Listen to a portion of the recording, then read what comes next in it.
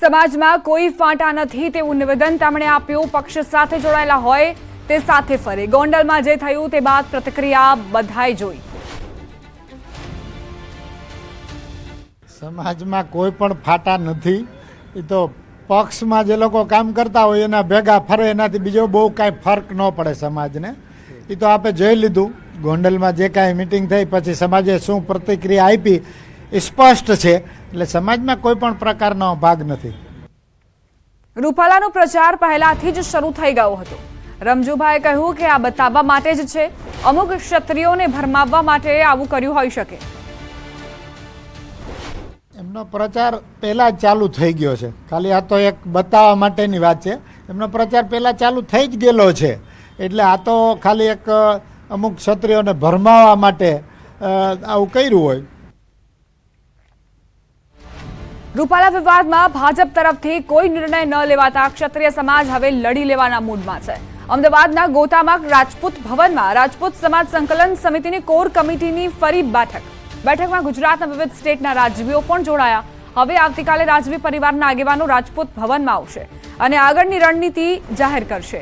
રાજવી પરિવારના સભ્યોએ આ લડાઈ આરપારની થશે તેવું નિવેદન આપ્યું। હવે કાલે અમે એક પ્રેસ કોન્ફરન્સ કરશું, બધા રાજવીઓ એક મંચ ઉપર આવીને, અને આ એજિટેશનને અમારા રાજવીઓનું સમર્થન છે। અમે માજી મુખ્યમંત્રી શ્રી શંકરસિંહભાઈના નિવાસસ્થાને પણ ગયા હતા, એમનું પણ ધ્યાન દોર્યું છે। એમને અમારી પાસે 24 કલાક માંગ્યા છે। હવે આજ સાંજે 24 કલાક પતી જશે।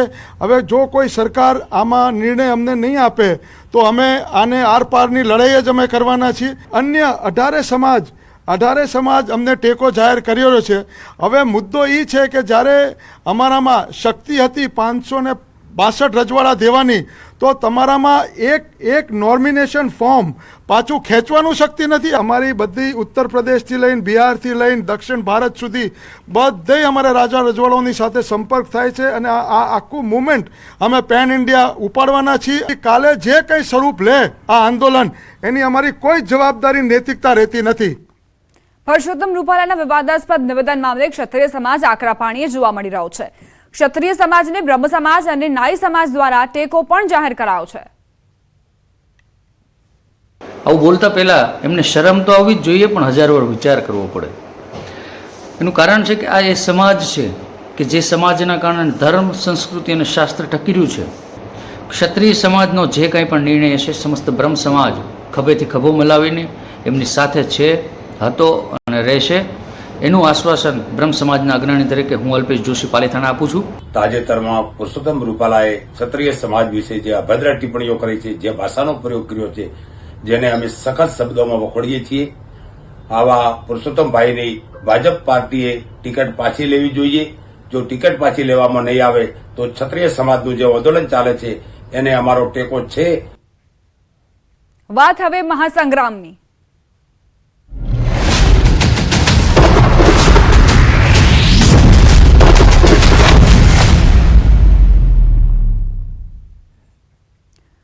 કોંગી નેતા અર્જુન રાઠવાએ નારણ રાઠવા પર શાબ્દિક પ્રહાર કર્યા। આખી જિંદગી કોંગ્રેસે જેને બધું આપ્યું તે હવે માવો લેવા ભાજપમાં ગયાનો આક્ષેપ નારણ રાઠવા પર કરાયો। કોંગ્રેસ નેતાના નારણ રાઠવા પર પ્રહાર। અર્જુન રાઠવાએ નારણ રાઠવા પર પ્રહાર કર્યા છે। તેમણે કહ્યું કે આખી જિંદગી જેમણે કોંગ્રેસનો માવો ખાધો, હવે તેઓ ભાજપમાં ગયા છે। अर्जुन राठवा ने जो कोई लालच होत तो ये भाजपा गया होत। नारणभाई कांग्रेस पार्टी में 8 वखत लोकसभा लड़्या है, 5 वखत सांसद रहा है। हूँ न्याय माटे लड़वा माटे विरोध पार्टी में आव्यो छुं, अने ए मावो लेवा माटे अथवा तो कोई करेला खोटा काम मांथी बचवा माटे भाजपा गया छे। आटलो फरक छे। बुलेटिन में रोकाईशुं एक नानकड़ा विराम माटे। आप जोता रहो न्यूज़ 18 गुजराती।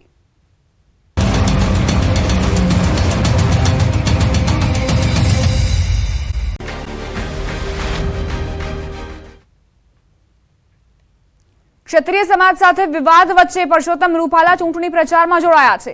પેલેસ રોડ પર ક્ષત્રિય સમાજના કુળદેવી આશાપુરા માતાજીના દર્શન કરીને રૂપાલાએ ચૂંટણી પ્રચાર આરંભ્યો।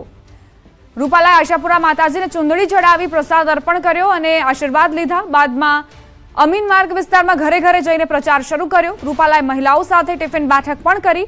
જમીન પર બેસીને મહિલાઓ સાથે ભોજન લીધું.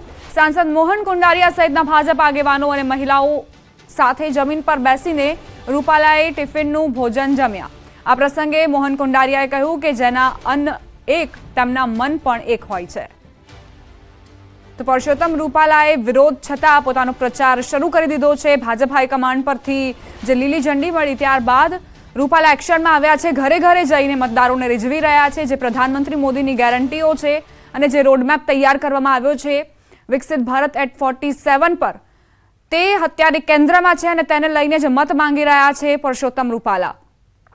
તેમણે આશાપુરા માના આશીર્વાદ લઈને અને ત્યારબાદ પ્રચારનો શુભારંભ કર્યો. કાર્યકર્તાઓ સાથે ટિફિન બેઠક પણ તેમણે યોજી. 3 અલગ અલગ તસવીરો. પહેલા તો ક્ષત્રિયોના કુળદેવીના દર્શન કરીને પ્રચારની શરૂઆત કરી. ત્યારબાદ ડોર ટુ ડોર પ્રચાર કરતા જોવા મળ્યા. ઘરે ઘરે જઈને પ્રચાર તેમણે કર્યો અને આ સાથે જ કાર્યકર્તાઓ તેમના કેન્દ્રમાં રહ્યા. મહિલા કાર્યકર્તાઓને આહવાન કરવામાં આવ્યું હતું કે એક બેઠક મળશે અને આ ટિફિન બેઠક રહેવાની છે. એટલે મહિલાઓ પોતાના ઘરેથી ટિફિન લઈને આવી અને પુરુષોત્તમ રૂપાલાએ તે ટિફિનમાંથી જમ્યું પણ.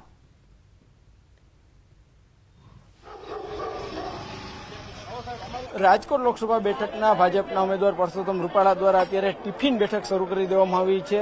ખાસ કરીને આપ દ્રશ્યોમાં પણ જોઈ શકો છો કે જે રીતના પરસોત્તમ રૂપાલા છે તેઓ અત્યારે જે છે ટિફિનમાં જમી રહ્યા છે.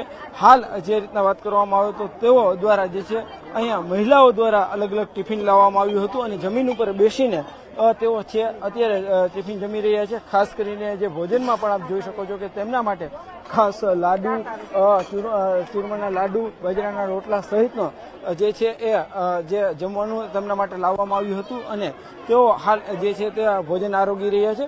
ખાસ કરીને આ કહી શકાય કે આ પ્રચારની અનોખી રીત પણ છે અને અનોખી રીત પ્રમાણે જ તેઓ જે છે અત્યારે પ્રચાર કરી રહ્યા છે. આ જે છે મોહન કુંડારિયા છે રાજકોટ લોકસભા સાંસદ, તેઓ પણ તેમની સાથે છે. તો સાથે સાથે રાજ્યસભાના સાંસદ રામભાઈ મોકરિયા છે. આ ઉપરાંત મહિલા ધારાસભ્ય પણ છે. તેઓ અત્યારે જે છે ટિફિન આરોગી રહ્યા છે. બેન, ખાસ કરીને આજે જે રીતના સવારમાં રૂપાલા સાહેબે આશાપુરા માતાજીના દર્શન કર્યા હતા, અત્યારે તેઓ જે છે ખાસ કરીને સ્ત્રીઓ વચ્ચે આવ્યા છે અને કે મહિલાઓ વચ્ચે આવ્યા છે. કઈ રીતના જોવો છો? બધા જ બહેનોનો આજે અહીંયા ટિફિન બેઠકનો કાર્યક્રમ હતો અને આજે ટિફિન બેઠકનો ઉદ્દેશ છે આપણા લોકસભાના ઉમેદવાર આદરણીય પરસોત્તમભાઈ રૂપાલા સાહેબનો છે. ત્યારે અહીંયા જે સ્વાવલંબી બહેનો છે, સ્વાવલંબી બહેનોને મળી શકે અને એમને પ્રોત્સાહન આપી શકે અને એમની સાથે બેસીને આ ભોજનનો આનંદ માણી શકે, એ મુખ્ય ઉદ્દેશ આજના આ કાર્યક્રમનો છે. અને ખૂબ સારી રીતે બહેનો ખૂબ ખુશ છે અને બધા જ સાથે બેસીને અમે આજે અહીંયા ટિફિન બેઠકનો આનંદ માણી રહ્યા છીએ. જે સાંસદ સભ્ય છે મોહનભાઈ, તમે પણ એક ટિફિન બેઠકમાં ભાગ લીધો છે, શું કહેશો? ખાસ કરીને આજે રૂપાલા સાહેબે જે અમરેલીની સિસ્ટમ હતી, ધારાસભ્ય ત્યારે દર શનિવારે મહિનાનો છેલ્લો શનિવારે ટિફિન બેઠક રાખતા. ઘણા ધારાસભ્યો આને ધ્યાનમાં રાખીને રાખવા માંડ્યા હતા. આજે સાહેબે પણ લોકસભા સીટના ઉમેદવાર તરીકે આ બહેનોની વચ્ચે ટિફિન બેઠક રાખવાનો 2 દિવસ પહેલા નિર્ણય કર્યો હતો.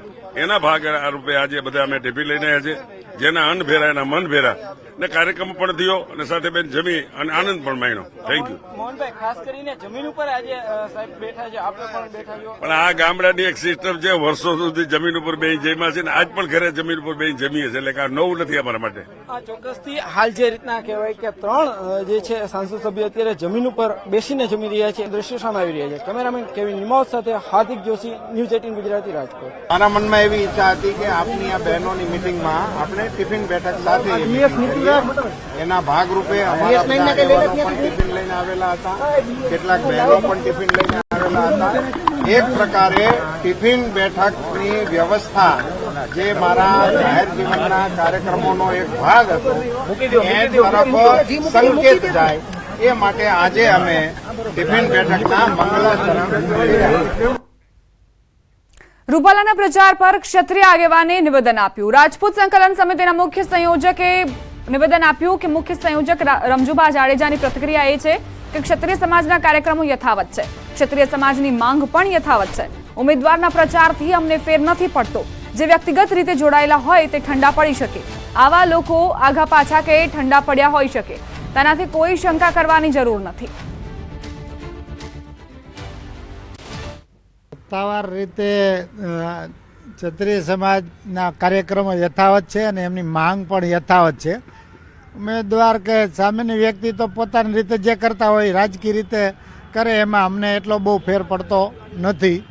રાજપૂત સમાજને ખાસ અપીલ કરું છું કે જે કોઈ કાર્યકરો વ્યક્તિગત ચળવળથી જોડાયેલા હોય એ કદાચ આગા પાછા થયા હોય કે ઠંડા પડ્યા હોય કે એના કારણસર કદાચ એક બે દી આગા પાછા હોય, એનાથી કોઈ પણ જાતની શંકા કુશંકા કરવાની જરૂર નથી.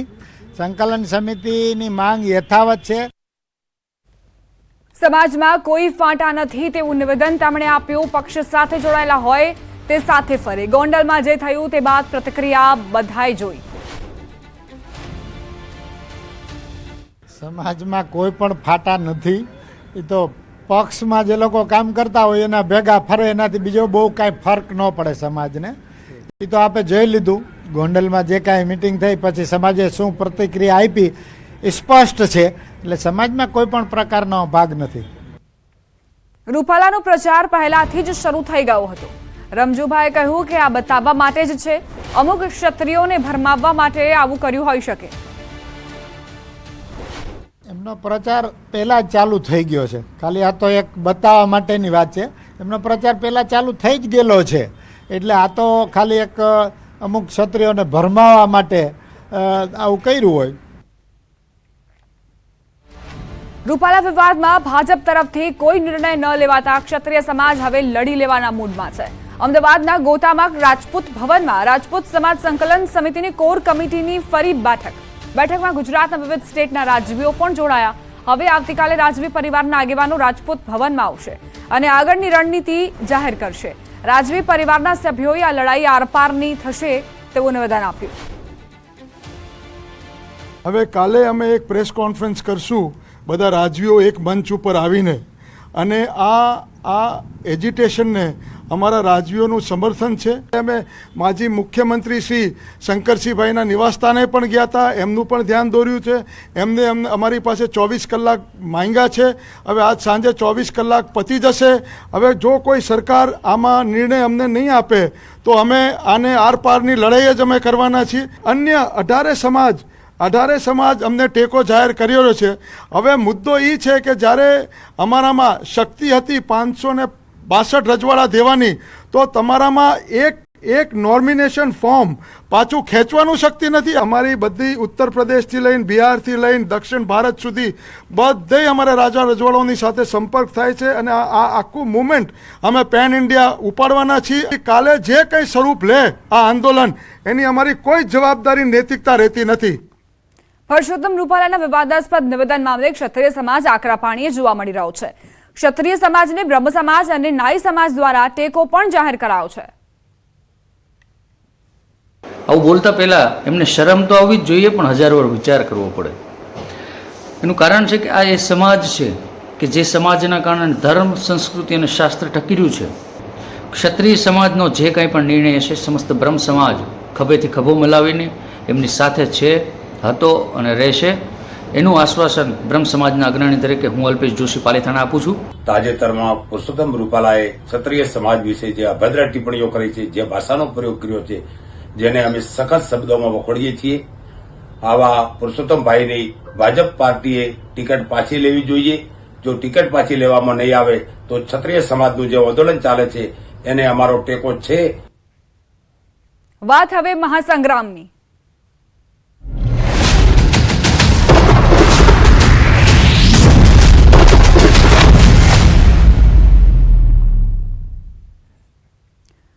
કોંગી નેતા અર્જુન રાઠવાએ નારણ રાઠવા પર શાબ્દિક પ્રહાર કર્યા. આખી જિંદગી કોંગ્રેસે જેને બધું આપ્યું તે હવે માવો લેવા ભાજપમાં ગયાનો આક્ષેપ નારણ રાઠવા પર કરાયો.